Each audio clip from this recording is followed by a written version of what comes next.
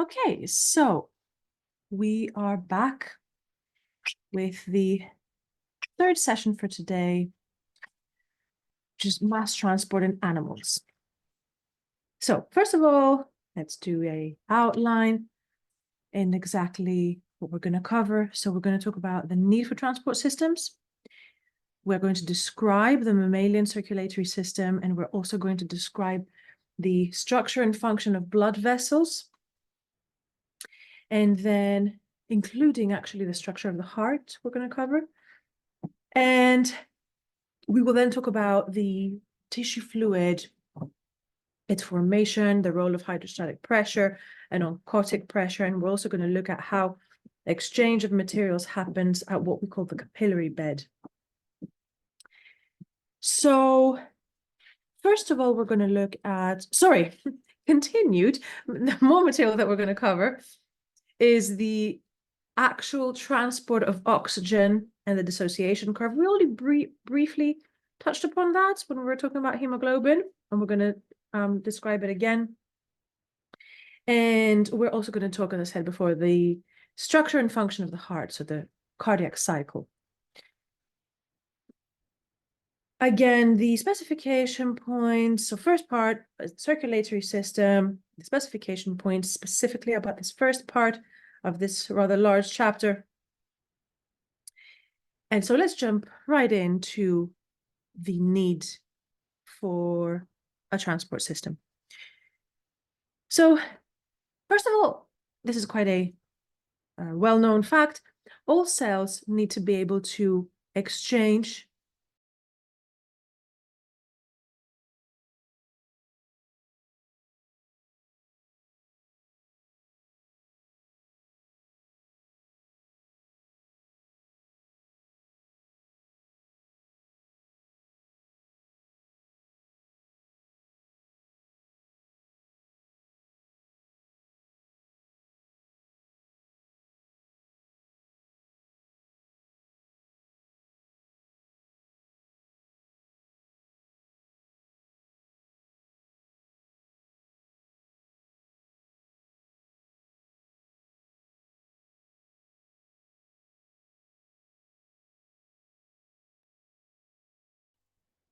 Okay, sorry about that. Apparently I was muted for a few seconds there.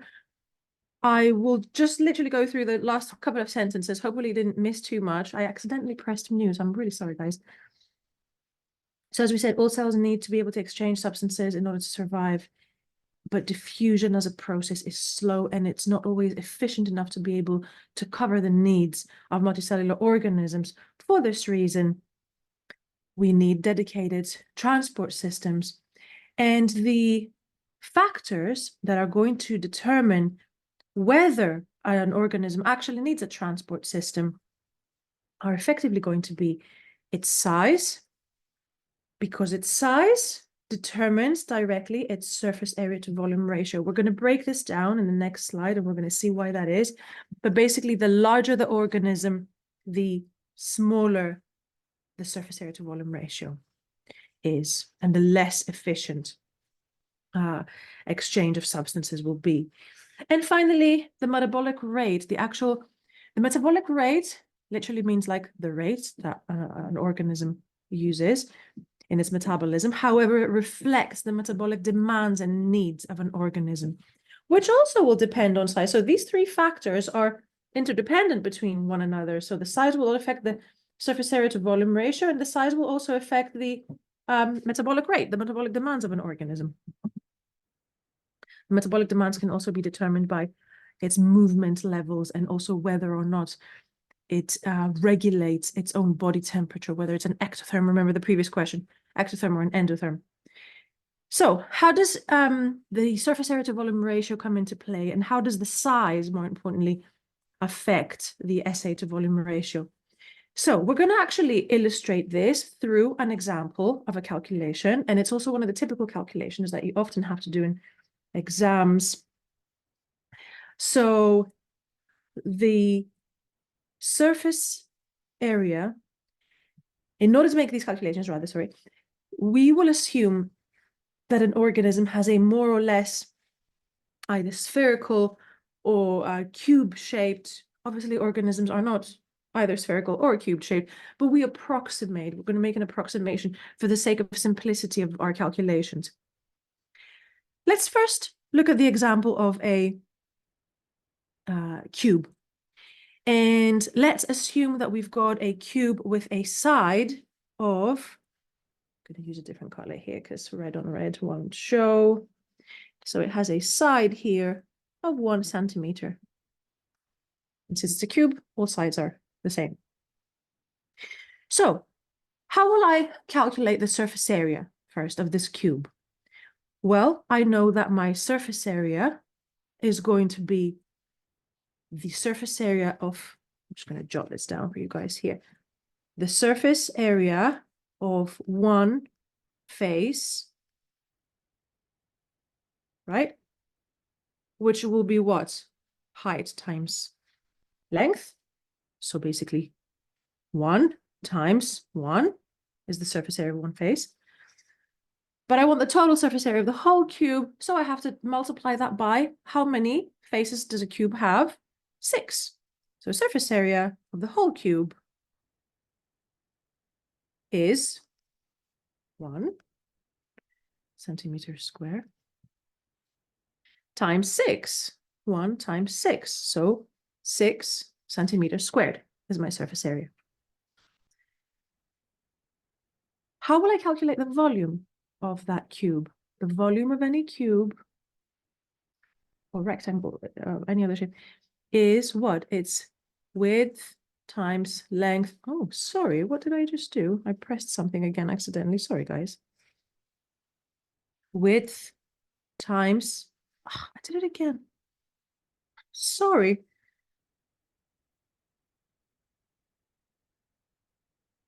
I can't write on that part of the page. It seems, don't worry. This is my bad. This is me being bad with PowerPoint. So volume of a cube is height times width times length, isn't it? And it's expressed in centimeters cubed because I'm multiplying 3 sides.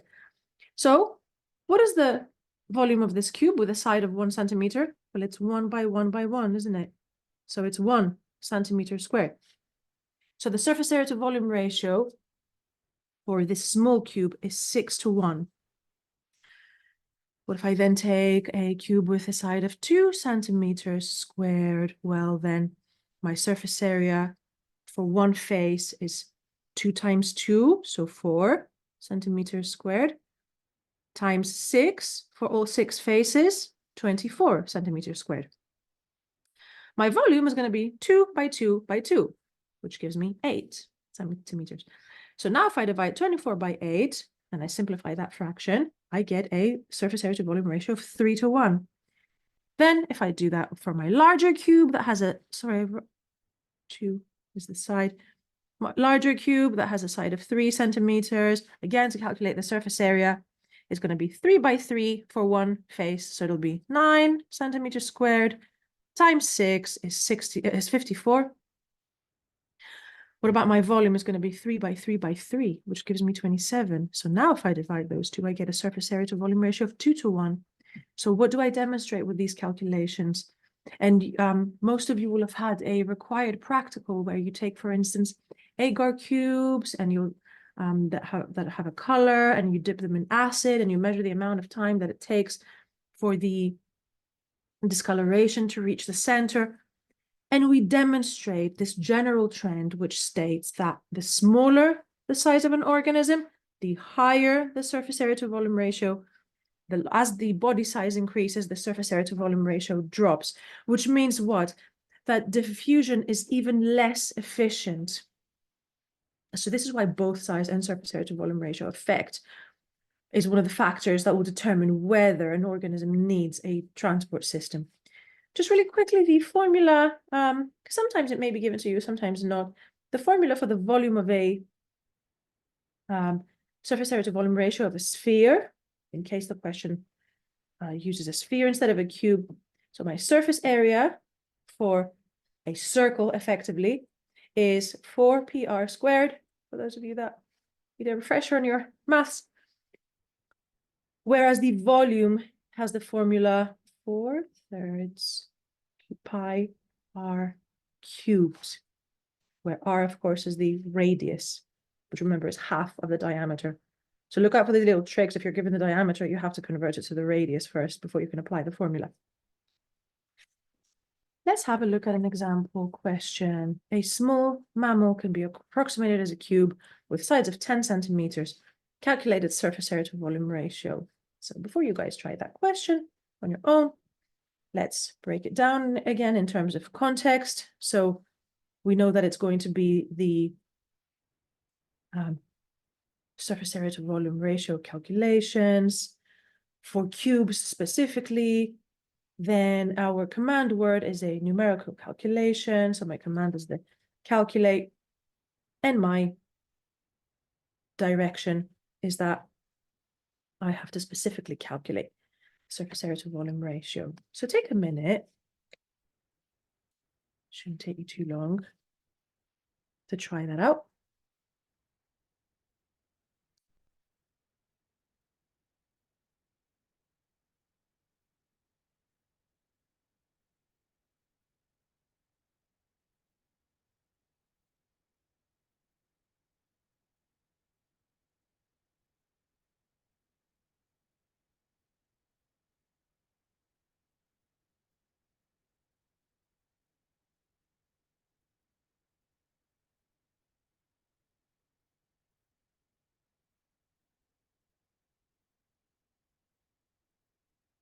Okay, I don't want to spend too long on this one because it's a simple question. So so you could sketch this out if it helps you, but this is basically my cube with a side of 10 centimeters. So how do I calculate the surface area? As we said, it's the surface area of one face, which is length times width. So 10 times 10 times 6, because there are 6 faces in the cube. So that is 600 for my surface area. And the volume, as we said, is basically going to be 10 times 10 times 10, length, width, height, which is going to be 1,000. So now I just divide the two. So I divide, remember it's the surface area to volume, right? So it's going to be 600 divided by 1,000, which gives me 0.6. So my ratio is 0.621. And it's fine. It doesn't have to be like whole numbers, like 3:1, 2:1. You can express it like that. This is fine. This is acceptable. Let's move on now to the next part of this session, which is the describing the closed circulatory systems, which is basically the mammalian circulatory system. So we're going to distinguish a few terms here. How do we define a closed rather than an open? Some organisms, very simple organisms, things like small insects, they have an open circulatory system, which means that the fluid, the circulatory fluid basically is the blood for mammals, but it, in other animals, it might not be called blood. So the circulatory fluid, so it's better to use that term. It's more general. Always contained within vessels, whereas of course in an open one, it's not. So here we have an example of a closed circulatory system. Note that this is not a double circulatory system. We're going to see the crucial difference in a minute. And the fluid is contained within these vessels. We have here exchange taking place. So a separate tissue fluid bathes the cell of the body. And it's important that it's separate from the circulatory fluid.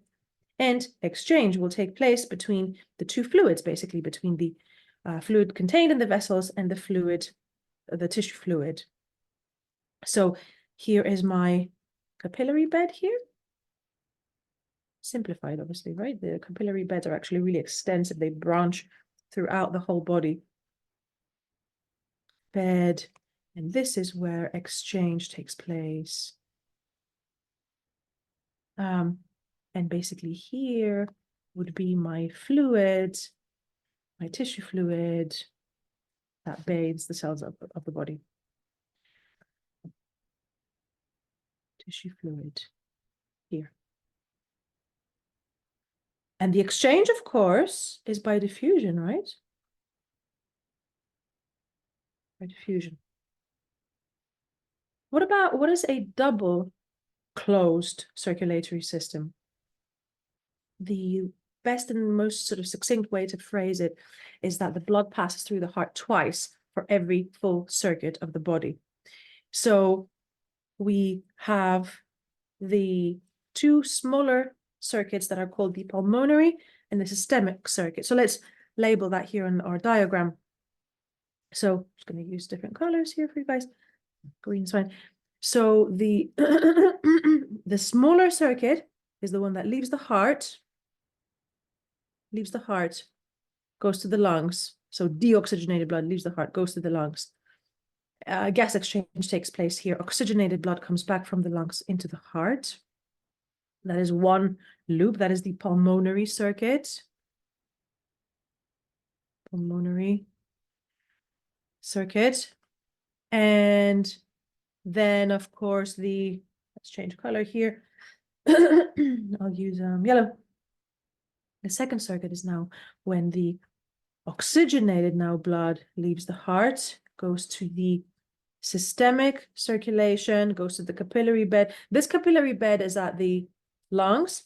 This capillary bed is throughout the entire body, goes to all of the organs. Gas exchange also takes place here, as well as nutrient exchange. Nutrients delivered, metabolic waste taken away. And the deoxygenated blood now comes back to the heart in order to then go around the lungs again. So this is my systemic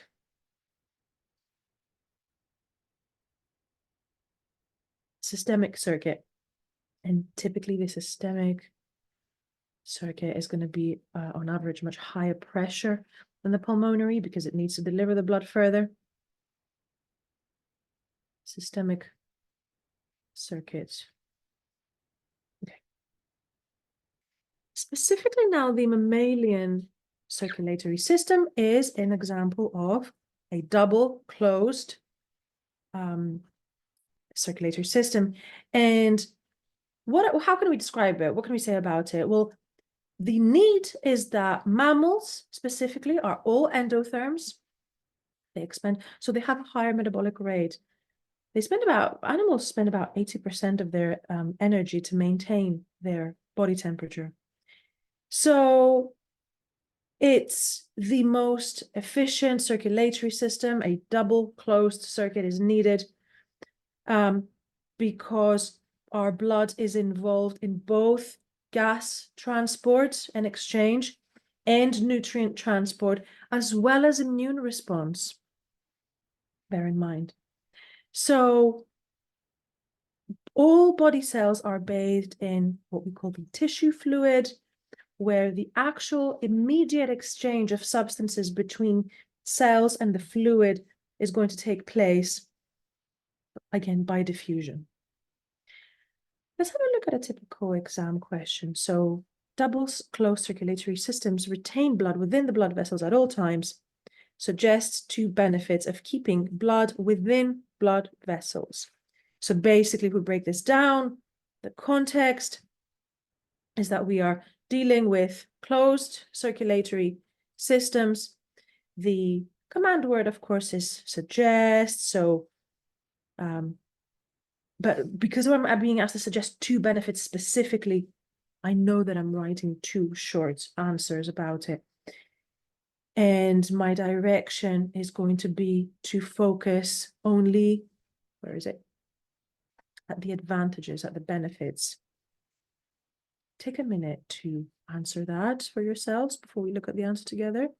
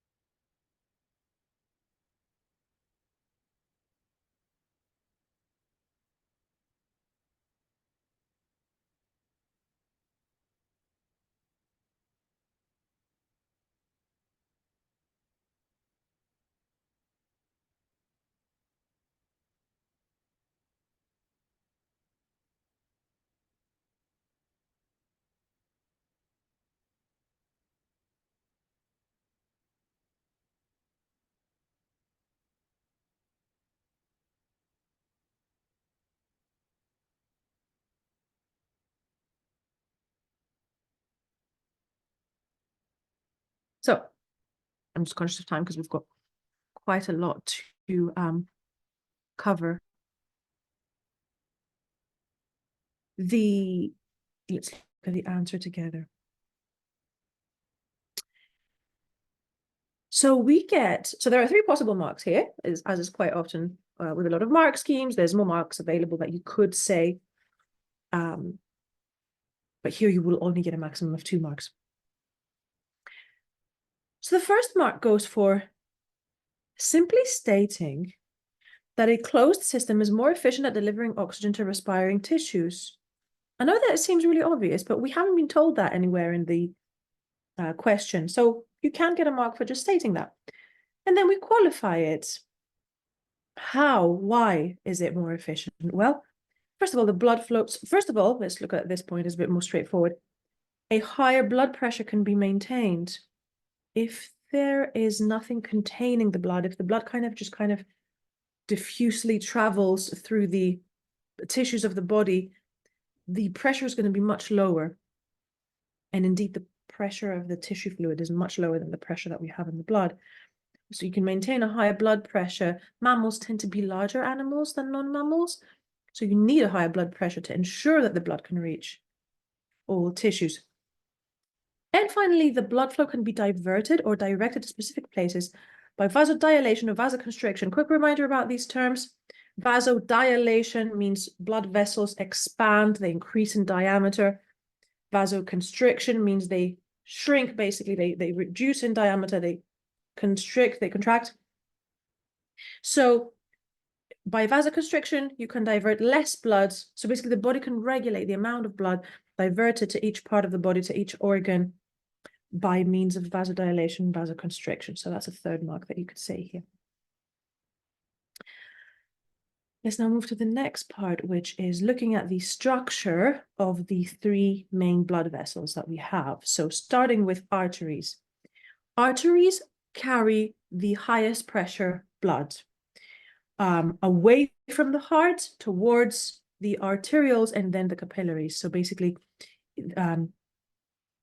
arteries, which are larger, will branch off into arterioles, which will further branch off into capillaries.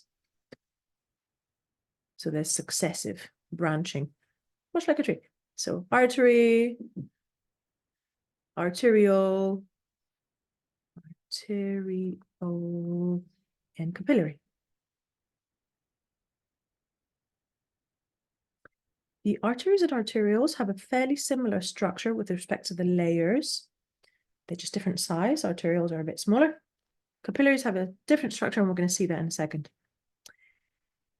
So they take blood from the heart, and the job of the heart is to contract and create a high pressure blood, and the arteries take that blood away from the heart. So they have structural adaptations to help them carry high pressure blood. And as always in the entire specification, the relationship between structure and how the structure is adapted for the function of this tissue or organ is a classic question. So they have relatively thick, relative to who? Relative to veins, as we're going to see in a minute. Relatively thick layers of elastic tissue and smooth muscle tissue, and collagen fiber. So this outer one, they're mentioned, I would have gone out to in. Collagen fibers are the outer surface, and they mainly provide structural support. The smooth muscle layer is this one here, and it enables the artery or arteriole to be able to recoil and maintain the blood pressure. And finally, the elastic fibers here, not made of collagen, made of elastin, which is the other protein, the other fibrous protein that we mentioned in the previous section, made of elastin, help to, as the word suggests, to maintain elasticity, again, to be able to withstand pressure. Finally, the inner layer is a smooth endothelium. An endothelium is a type of epithelial tissue that lines the inner lining of, so we say endothelium in the trachea and bronchi, we say endothelium in the intestine. It's an epithelial layer that lies the inner surface of something. And they have a small lumen, so you'll be able to sort of see that in a diagram, and more importantly, contrast it to the veins. Note that at Excel A and B don't need to know, let me just move this window out of the way so you can see this. You don't need to know about arterioles and venules, but you will if you are AQA and OCR. So the structure of veins and how it contrasts. So you can already see in this diagram here that this lumen looks larger diameter than it would in the artery. The veins will carry blood at lower blood pressure. Why? Because the capillaries, so if we go sort of, arteries, they branch out into arterioles and into capillaries, and then these capillaries converge again into veins and larger veins. Basically, the veins are inheriting blood that was in really, really low blood pressure, as opposed to the arteries that take blood from the heart, which is in high blood pressure. So they have common structural features, the same layers basically, right? Collagen fibers, smooth muscle, elastic fibers, endothelium.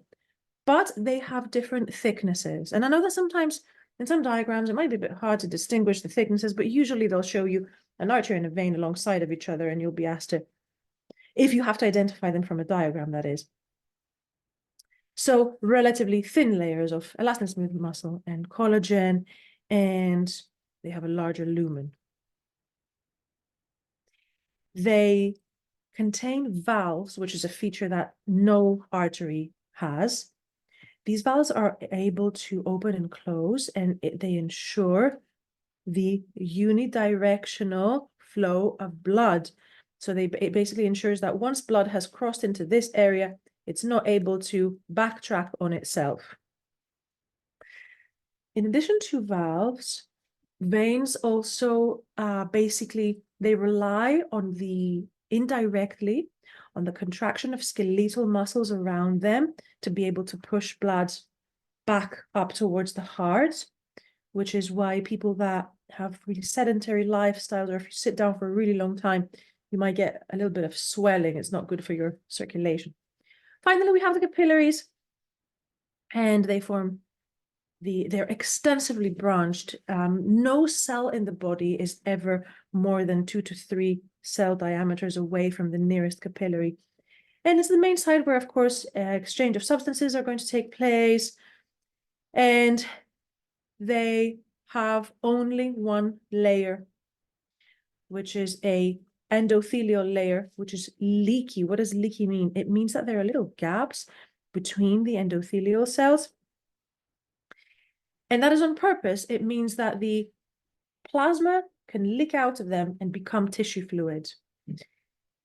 They are really highly branched, and there are thousands of them in the body. And they also have a relatively narrow lumen.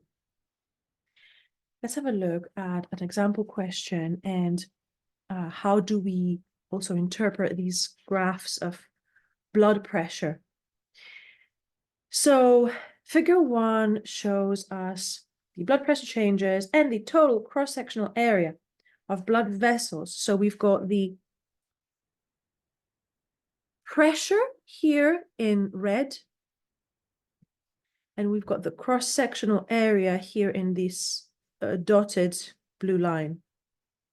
Cross-sectional area, right? If you cut through so this basically is the cross-sectional area. If you cut through a vessel, it's basically a measure for the diameter, okay? But the area, the surface area of that lumen.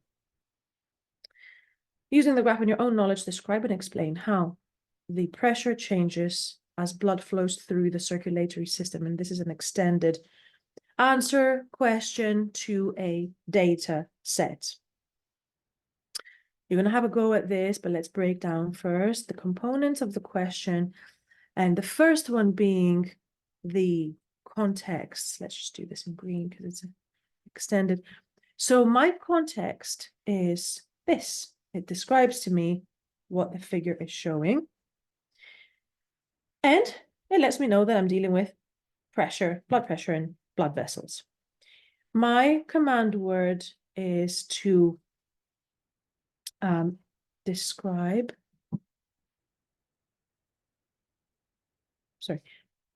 and explain. These are my command words.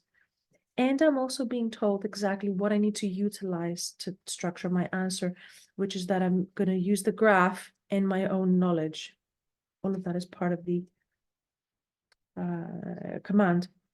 Finally, my direction is how what I need to actually, oops, sorry, I was meant to change color. Sorry about that. How the actual pressure changes as the blood flows through the circulatory system. So that's the exact bit of pressure fluctuations that I need to describe and explain. So take a minute. I'm going to give you like 3 minutes to be able to structure your answer.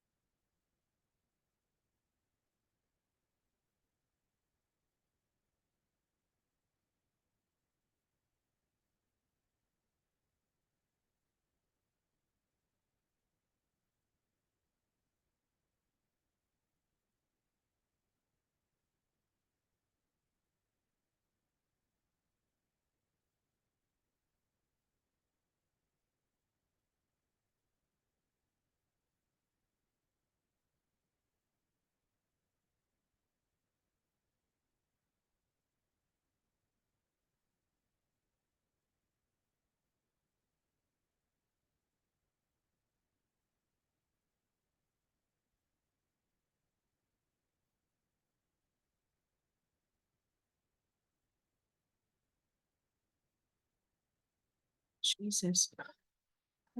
I'm so sorry, guys. I appear to also have been talking at the void again. I muted myself because I was coughing, so that you guys don't hear me cough, and I managed to not turn on the microphone again. I'm really sorry about that. You didn't miss much, though. I was just saying that when you're interpreting data from a graph, there will always be a mark for mentioning certain values, for literally just reading off certain values from the graph. So what do I mean by that? The pressure fluctuates in the aorta, arteries, and arterioles with pressure. So that describes the pressure fluctuates, right? In the aorta, arteries, and arterioles. Fine. And that's a mark here. So I'm describing this little trend here in the graph. It's fluctuating, both in the aorta and the arteries and in the arterioles. Okay, fine. I've described it. And I'm giving a numerical value. So I'm just going to write this here at least one figure or numerical value. Value. Feel free to jot this down. Needs to be quoted. It's always part of the mark scheme, this. So make sure you do it, because it's a really easy way as well to support what you just explained. For example, with pressure increasing to about 120 millimeters mercury. So here you're just describing the maximum pressure. You're just literally reading it off the graph, right? During ventricular contraction and lowering to around 80 during relaxation. So again, you're just reading this off the graph. It doesn't need to be super precise. So that's one mark here. You get a mark for quoting these values.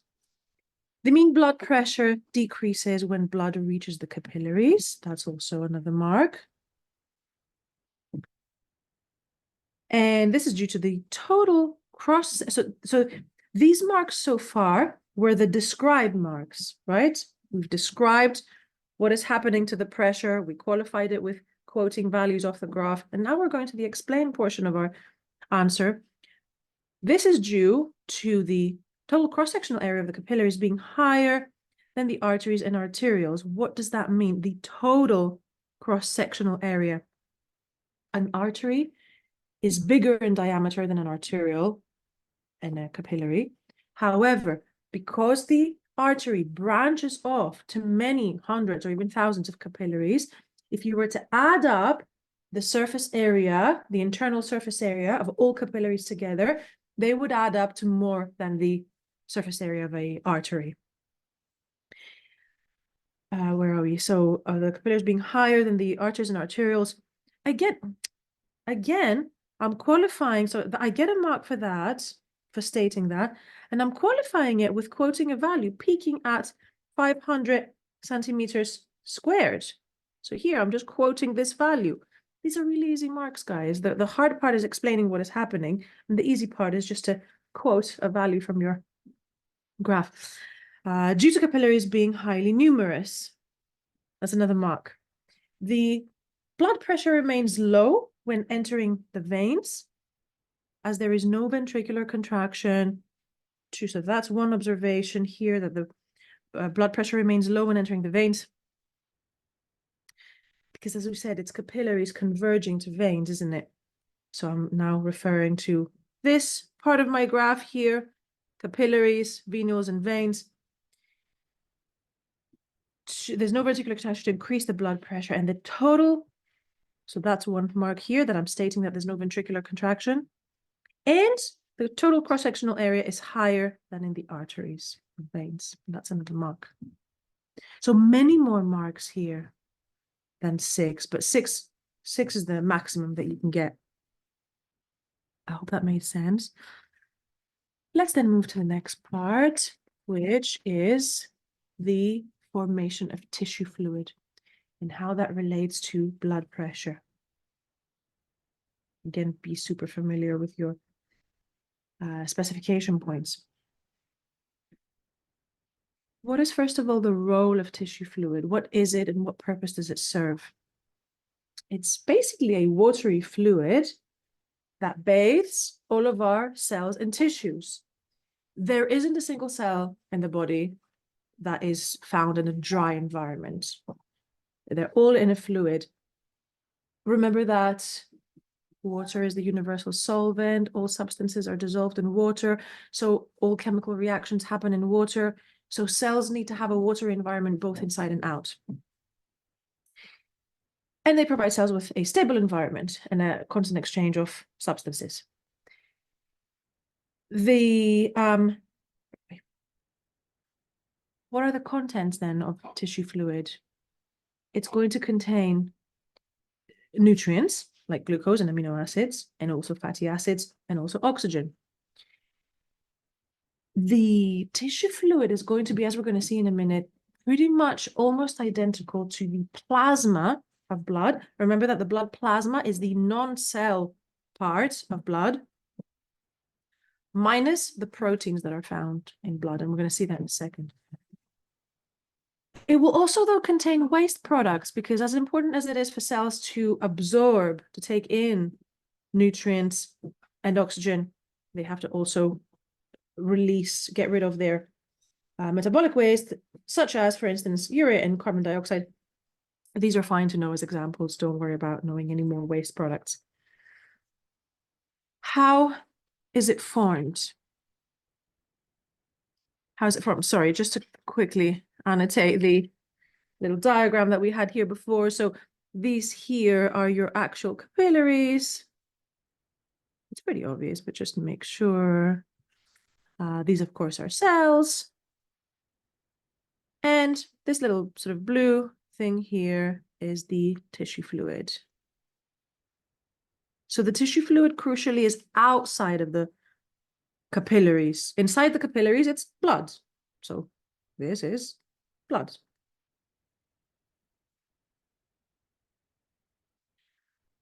What are hydrostatic and oncotic pressures? Because we're going to see in a minute how they basically work in a competitive way to each other to finally bring about the formation of the tissue fluid. Hydrostatic pressure is a pressure that is created purely mechanically. So something pushes against a liquid, and the liquid, like hydrostatic pressure is a term that people use in physics, not necessarily just in biology. And it just literally describes the fact that a fluid will always exert pressure on the walls of its container. In the specific context here of blood vessels or capillaries, it's the positive pressure, meaning out from in to out, that pushes water. So that will be my hydrostatic pressure. It's the positive pressure that pushes water out that a fluid exerts against the vessels that contain it. It will vary throughout the capillaries, but it remains constant in the tissue fluid. Because capillaries will have a higher hydrostatic pressure on the arterial end, because the blood that came to the capillaries at the arterial end came from higher pressure arteries and arterioles, whereas the capillaries at the venous end are taking in blood at much lower hydrostatic pressure. So that's why we say that it varies between capillaries, basically between arterial and capillaries and venal and capillaries. What is the oncotic pressure, on the other hand? It's the negative pressure, meaning pulling water in. Just do a different color.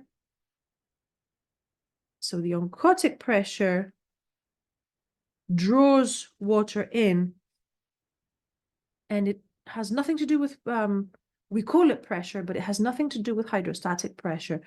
It's caused by the osmotic effects of solutes, in this particular case, proteins. You don't need to know about oncotic pressure in Edexcel and AQA, make a note of that, but you do need to know about hydrostatic pressure. Although even if you're AQA and Edexcel, there's no harm in knowing about it. Don't feel like you have to memorize it in excruciating detail, but know about it, because just have it in the back of your mind, because it's gonna, so often there's extra content questions between exam boards. Oncotic pressure is constant through capillaries, but it's not constant in the tissue fluid, because it's caused by large plasma proteins that cannot leave the blood. So we said that the endothelial cells that make the lining of the capillaries are leaky, meaning that plasma can leak out of them, whereas cells don't. So what will stay behind in the capillary? Blood cells, white blood cells, red blood cells, and large proteins. So here's a large protein. What are some examples of those large proteins? Antibodies, various other hormones like insulin or like adrenaline, which are proteins. If you're asked for an example, just remember antibodies, that's fine. So how do these forces work together to create the tissue fluid? Hydrostatic pressure is always a net force outwards, and the oncotic pressure is always a net force inwards. And what determines what the overall movement of fluid is going to be, whether it's going to be outwards or inwards, is basically which pressure is stronger, which pressure takes over. So hydrostatic pressure, it's higher in blood plasma than the tissue fluid. And so the direction of force is from the plasma to the tissue fluid. Whereas the oncotic pressure is lower at the blood plasma, otherwise known as more negative. The oncotic pressure here, guys, is basically kind of the same as water potential. But it's so the presence of solutes, such as proteins, effectively lowers the water potential. We call it oncotic in this context only because it has the effect of drawing in fluid, creating volume inside the... If you say water potential, you'll be fine if that helps you to remember it better that way, if you don't want to learn an additional term. So it's lower in the blood plasma, it's more negative because of the pressure, the presence of proteins, and it's higher, less negative in tissue fluid because the proteins haven't passed through the capillaries. And so what is the direction of force? It's tissue fluid to plasma. So how does that whole pressure look like? If you're AQA and Edexcel, you don't need to know the numbers. I don't necessarily think that you need to memorize the numbers anyway, but you need to be able to discuss them, and you need to be able to notice the differences, and you need to be able to evaluate them. So in green here, we have, just use appropriate colors here. So in green here, we have the net hydrostatic pressure. And on this end, so we kind of like separate the process into two halves here. This end is what we call the arterial end of the capillary. Don't think of it as an artery, it's a capillary, but it's the arterial end of the capillary, meaning that it just branched out from arterioles. Arterial end of capillary, just to make it clear. And here we have the venous end of the capillary. So we're going to examine what happens at each end separately, and it's a really good idea to structure your answers like that as well. So at the arterial end of the capillary, we have a net hydrostatic pressure that is outwards by 3.2. It's forcing blood plasma outwards. What do we have in blue here is the net oncotic pressure, or you can say water potential gradient. And what can we see that this pressure is doing? It's -2. It's wanting to force liquid back. into the capillary. Why is that? Because some fluid has already leaked out, but some proteins have been left behind. And so finally, what is going to be my net movement of liquid? Well, obviously here the hydrostatic pressure is bigger than the oncotic pressure. So my net movement is going to be outwards. Outwards. Outward movement of flow.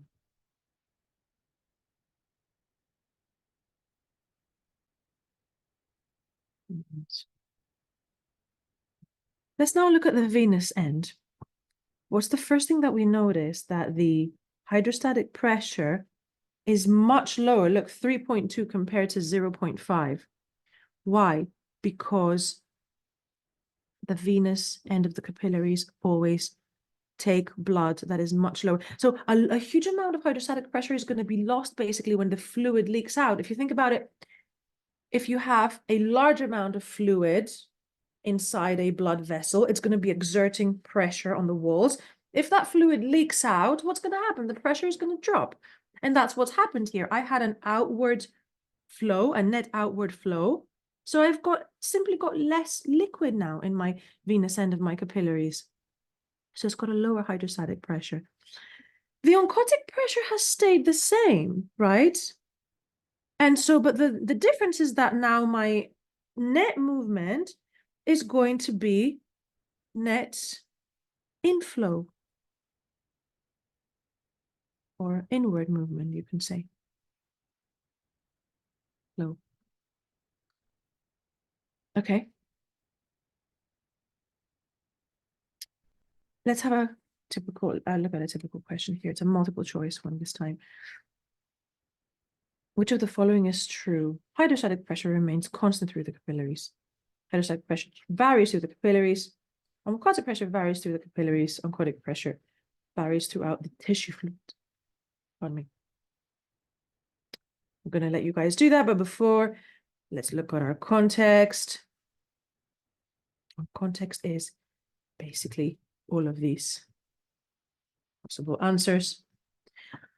Our command is that we are explaining which of the following is true. So have a go at finding this. Note that like these all sound roughly correct, don't they?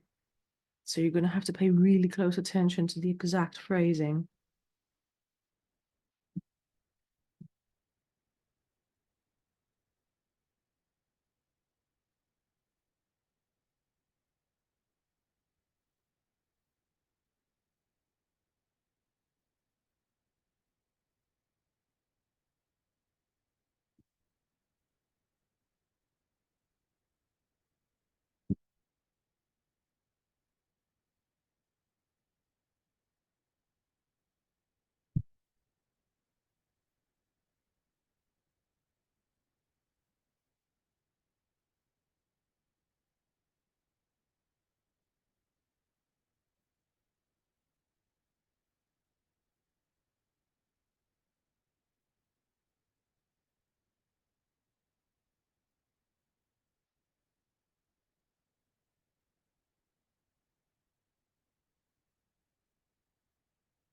So, as always with multiple choice questions, right? This tip here. If you don't know the answer exactly, you'll eliminate any obviously incorrect answers and guess from those remaining. That's a pretty standard. I'm sure you've been told that before. A multiple choice question. So, just to solve your curiosity, the correct answer here is B, right? But let's see why. So, hydrostatic pressure remains constant throughout the capillaries. Why is this wrong? Because that's the whole premise of creating the tissue fluid in the first place, right? That hydrostatic pressure is higher at the arterial end than the venous end. So that can't be true. It's not constant. Oncotic pressure varies through the capillaries. It does not, because the fluid that is lost and then the proteins that stay behind, both in the arterial and the venous end. Let's look at the diagram again real quick. The oncotic pressure is the same in both ends of the capillary. The hydrostatic pressure differs. And finally, oncotic, sorry, just this again. Oncotic pressure varies throughout the tissue fluid. Not really, because the oncotic pressure in the tissue fluid is just going to depend on the amount of liquid and on the solutes in it. So it doesn't vary throughout the tissue fluid. Okay, let's have a look at what is actually happening at the capillary bed. So first of all, we said we've got the formation of tissue fluid with the mechanisms that we described that depend on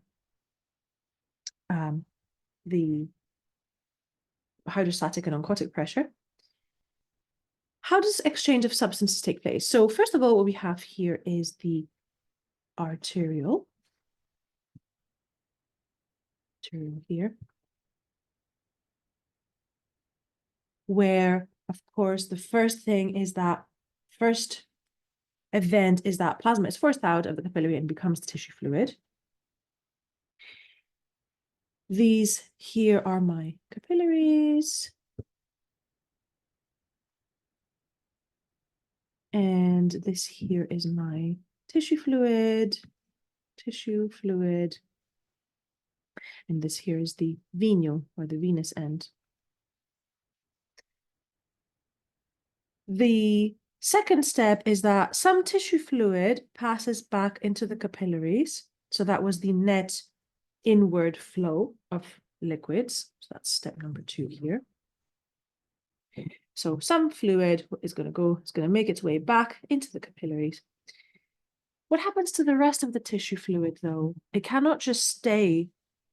There has to be a constant turnover, basically, of tissue fluid. The old tissue fluid that is low in nutrients and high in metabolic waste has to somehow get cleared out. Because of this sort of quite small difference in oncotic pressure, not all of the tissue fluid is going to be absorbed back into the capillaries. So the rest of it is picked back by a yet third type or type of vessels, which are not blood vessels, but rather they are part of the lymphatic circulatory system that absorbs the rest of the tissue fluid into the lymph capillaries here. So these here are my lymph capillaries. You might remember from your immunology that they also contain lymphocytes. So they also play a role in immunity, but their main role is to basically effectively drain the tissue fluid from our organs and tissues. And these are, of course, here are my body cells, body of somatic cells. Okay. Let's have a look at a typical question. Describe the movement of tissue fluid at the venous end of a capillary bed for only 2 marks. So let's break down again the question. My context is the exchange at tissue fluid, movement of tissue fluid. The command is just a simple describe, and my direction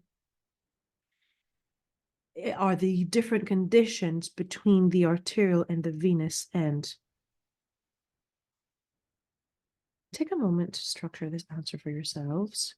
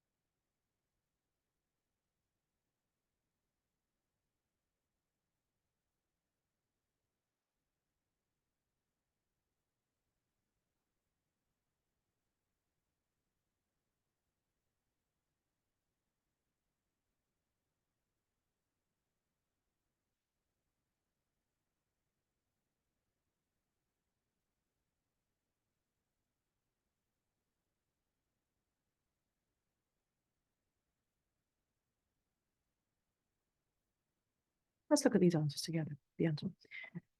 So describe, right? So we are going to describe the movement of fluid. So water from the tissue fluid can drain into the lymph capillaries and enter the lymphatic system here.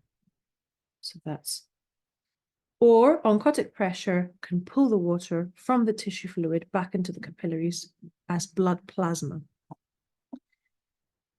So strictly speaking, the first mark about the lymph capillaries is not exactly talking to us about the venous end of a capillary bed. However, the question is asking me to describe the movement of the tissue fluid as a whole, right? So yeah, these are the two possible fates of tissue fluid. It can be absorbed back into the capillaries as blood plasma at the venous end, or it can be drained into the lymphatic system. So both are correct here. You could sort of answer either and get 2 marks.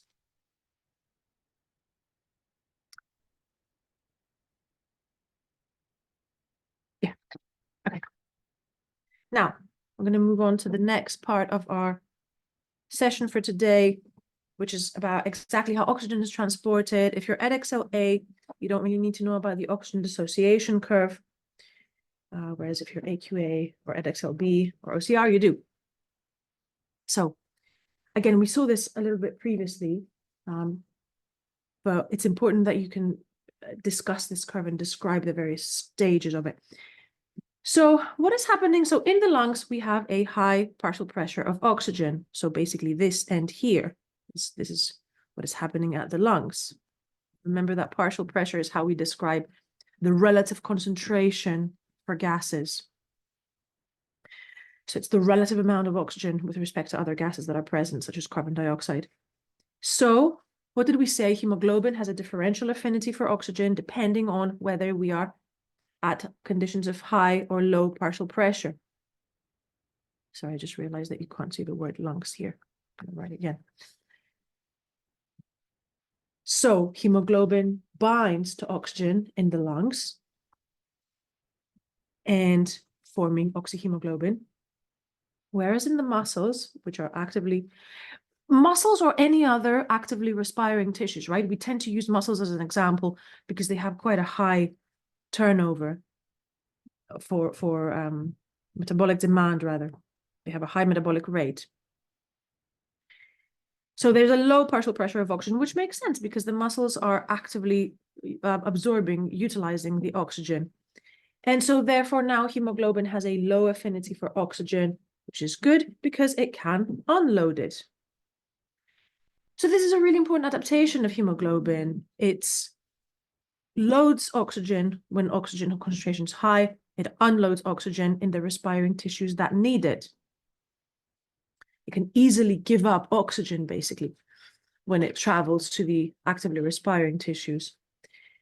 So this is how we describe the oxygen dissociation curve as a whole. Let's now look at a particular sort of variation of this curve, which is called the Bohr effect or the Bohr shift. And it describes what happens. Rather, it describes almost, it explains to us why there is this different affinity that hemoglobin has for oxygen at different conditions, at different partial pressures of oxygen. So we know that actively respiring tissues, such as muscles, produce carbon dioxide as one of the products of respiration. And so what happens to carbon dioxide, though, when it actually dissolves in water?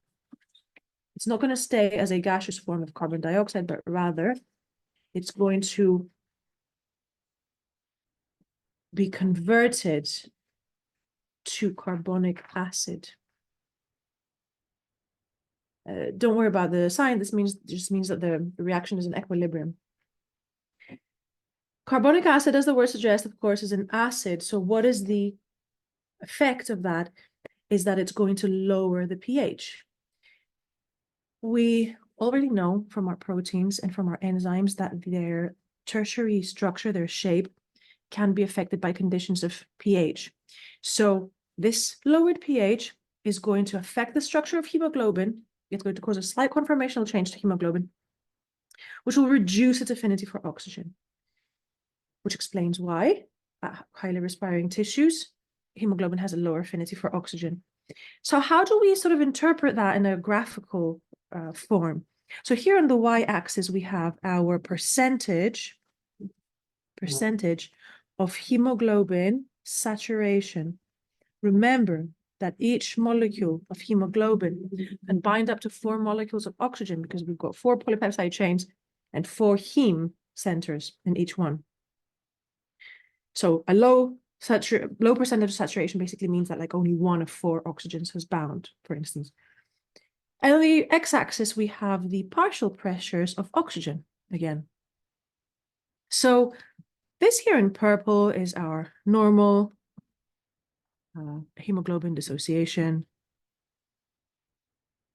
And what can we basically see? That for the same, let's take a partial pressure of 60. For the same partial pressure of oxygen, under normal conditions, my hemoglobin would be almost 100% saturated. But in the shifted curve, it's only about maybe 50, which is under 50% saturated. We call that shift, that rightward shift is the Bohr shift. And it explains why the tissues with higher metabolic rates, higher respiration rates, result in hemoglobin releasing, giving up oxygen more easily. Let's have a look at an example question. State, yeah. 2 samples of blood were drawn from a blood vessel near a muscle. The first was drawn before the individual exercised, and the second was drawn immediately after exercise. State which of the 2 samples you would expect to have a higher pH and explain why. So, context, it's exercise and the blood. It's this first bit here. Command word, state, and explain. 2 command words. And direction is the link between exercise and blood pH, sorry. Take a quick minute to come up with the answer. Slightly running out of time, so I'm not going to give you too long.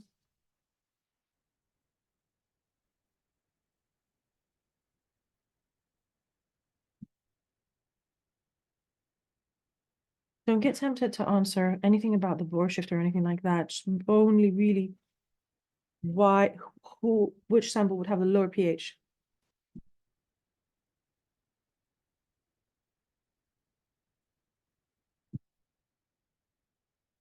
So the sample of blood drawn before exercise will have the higher pH. Why? Because there's lower amounts of carbon dioxide. It's respiring at a lower rate, which means carbon dioxide is produced at a lower rate. That's the second mark. Less carbon dioxide means less carbonic acid. The third mark is released into the blood, meaning that the pH will not be lowered as much as after exercise. 4 possible marks here. We're moving next to the final part of this session, which is the structure and function of the heart.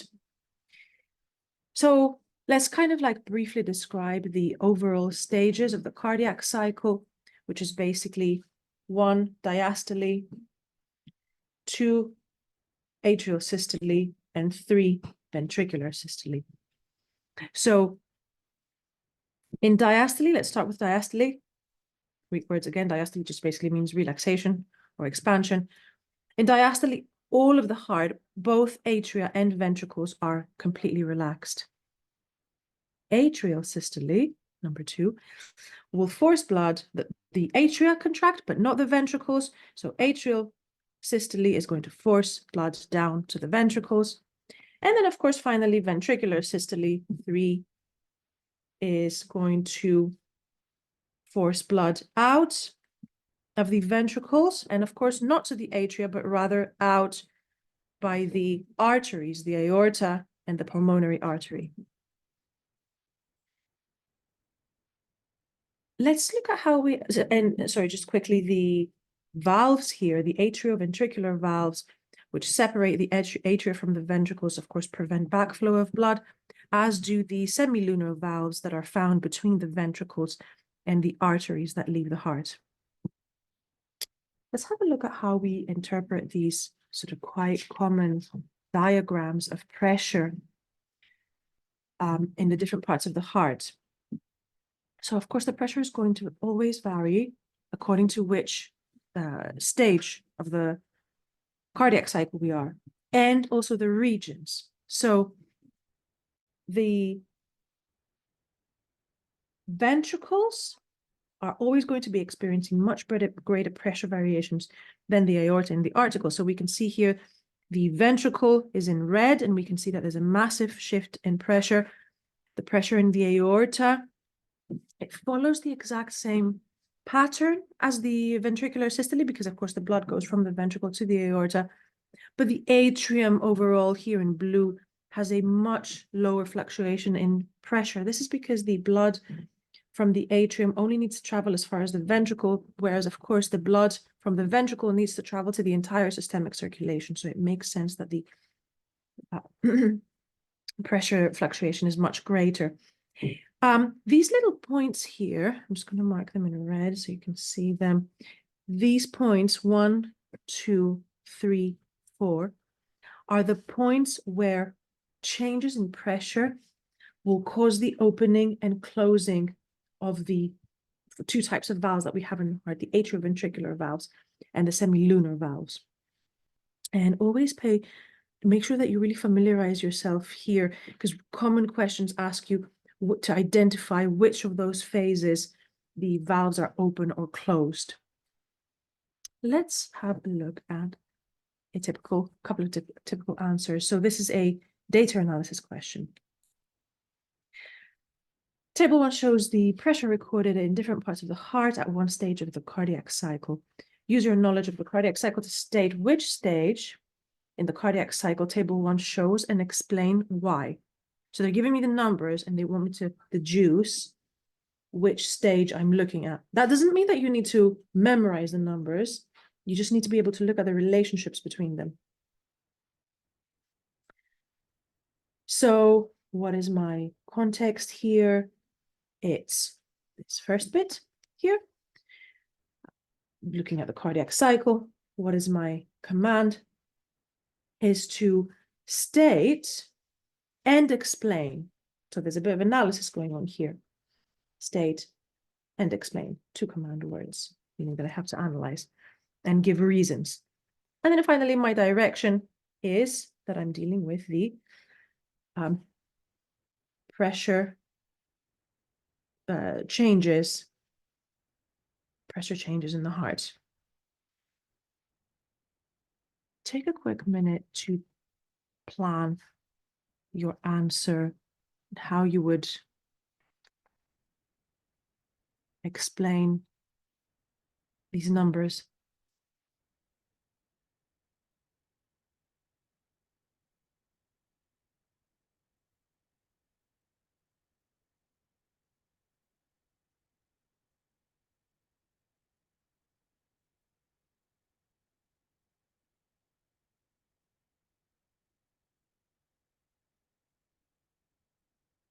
So, as I said, it doesn't mean that you have to have memorized the actual numbers for the different pressures in the heart cycle, but what do we notice here? We basically want to compare the pressure in the aorta with the pressure in the left ventricle. And what do we notice here? That the pressure in the left ventricle is higher than the one in the aorta. So that must mean that blood is at the stage where it's flowing from the left ventricle into the aorta. And when is that? Which phase is that? The ventricular systole. So they want me to identify which stage. So it's going to be one of 3 stages: diastole, atricular systole, or ventricular systole, right? So you have to name the stage. We're looking at ventricular systole. A final question before we finish. Table one shows the pressure recorded in different parts of the heart at one stage of the cardiac cycle. Tick all the correct boxes. So again, our context is pretty much the same, right? The context is the pressure changes in the cardiac cycle, and our command is to tick boxes. And there can be more than one correct box because it says tick all correct boxes.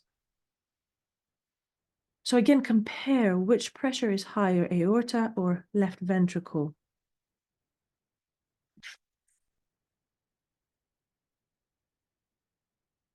So we notice that the pressure in the aorta is higher than in the left ventricle. Therefore, what does that mean? It means that the semilunar valve, first of all, has closed. So the blood has passed from the ventricle into the aorta, and that causes then the semilunar valve to close. What does that mean for that phase of the cardiac cycle? If the semilunar valves are closed, it also automatically means that the atrioventricular valves are also closed because they prevent backflow of the blood from the ventricle to the atrium.